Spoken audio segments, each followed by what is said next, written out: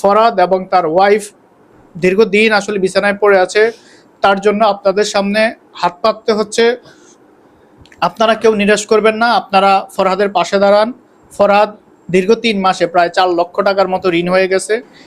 এই হসপিটাল থেকে ওই হসপিটাল, ওই হসপিটাল থেকে এই হসপিটালে সে শুধুমাত্র বারান্দায় তার সময় কেটেছে প্রায় 3 মাস।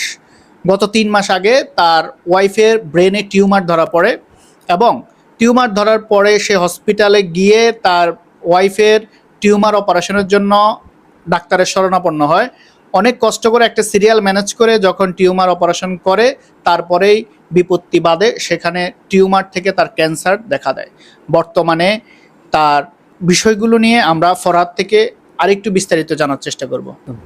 ওর প্রথমে ব্রেন টিউমার ধরা পড়ছিল। ব্রেন টিউমার ধরা পড়ার পরে কুমিল্লাতে আগে টেস্ট করাইছে, ওইখান থেকে ওনারা বলছে যে ঢাকা নিয়ে যেতে। তো ঢাকা নিয়ে গেছি নিউরোসায়েন্স আগারগাঁও। ওইখানে যাওয়ার পর প্রথমে অনেক দিন সিট পাইনি, অনেক ঘোরাঘুরির পরে সিট পাইছি। সিট পাওয়ার পর ওইখানে ওর 2টা অপারেশন হয়েছে মাথাতে। একটা হয়েছে প্রথমে যে পানি চলাচল, মাথার ব্রেন থেকে পানি চলাচল বন্ধ হয়ে গেছে, ওইখানে পাইপ বসাইছে। পরে আবার মাথার হাড় কেটে ব্রেন টিউমার অপারেশনটা করাইছে। 4.5 লাখ প্লাস খরচ হয়েছে। কত টাকা জমা ছিল না?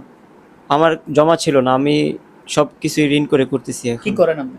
আমি একটা কুরিয়ারে চাকরি করতাম, স্টেট ফার্স্টে কুরিয়ারে চাকরি করতাম। এখন চাকরিটাও নাই। ব্রেন টিউমার অপারেশন করছে, এখানে আবার টিউমার হয়ে গেছে। এখন এই 2 মাসের মধ্যে টিউমার হয়ে গেছে। আগে তো এখন সাইজটা বড়। যদি কেউ আমারে এখন আমার পাশে দাঁড়ায়, আমার জন্য অনেক উপকার হয় আর কি, আমার ওয়াইফের জীবনটা বাঁচে। দর্শক, একটা মানুষ কতটা অসহায় হলে আপনাদের কাছে আসলে এমন আর্থিক সহযোগিতা চায়, শুধুমাত্র তার ওয়াইফের জীবন বাঁচানোর জন্যই সকল কিছু চিন্তাভাবনা মাথা থেকে ছেড়ে দিয়ে আপনাদের সামনে হাজির হয়েছে। সে চায় তার ওয়াইফ বেঁচে থাকুক এবং সঠিক একটা ট্রিটমেন্ট পাক, যার জন্য দরকার অর্থনৈতিক সহযোগিতা। হালিমা আক্তার লিলি যে আপুটি ক্যান্সার আক্রান্ত হয়েছে, সে রহিমানগর বালিকা উচ্চ বিদ্যালয় থেকে 2019 সালে এসএসসি পরীক্ষা দিয়েছেন বিজ্ঞান বিভাগ থেকে। আপনাদের অনেকের সহপাঠী, অনেকের ছোট বোন, অনেকের বড় বোন। আপনারা যারা চিনেন এবং যারা চিনেন না, ভিডিওটি শেয়ার করে দিবেন এবং আপনাদের এই শেয়ারের মাধ্যমে হয়তো অর্থনৈতিকভাবে সহযোগিতা পেলে হয়তো ফরহাদের জীবনটা কিছুটা ছন্নছাড়া জীবন, কিছুটা ফিরতে পারে প্রাণ।